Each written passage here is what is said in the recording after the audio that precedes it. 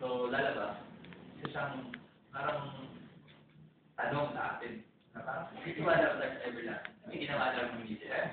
At tinitrigger niya yung mga nasa atin, yung chemical reactions natin para lumabas yan. Okay? So,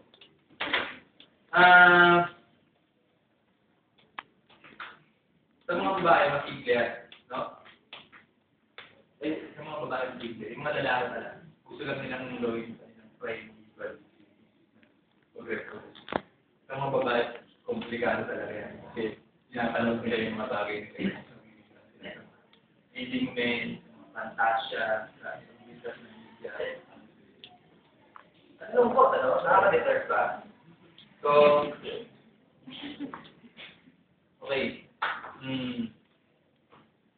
Ngayon, kung iisipin mo, dahil nga may science, dapat na-weed out na yung mga na-weed out na yung mga pangit, dapat ang gaganda na natin lahat.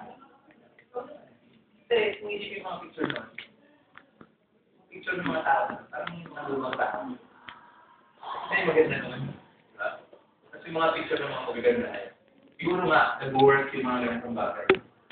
At, brutal siya. Kasi yung idea ng mundo ng perfection. Kasi, pataas ng pataas. Nagiging masalimot na marami sa atin. Kaya marami na rin different.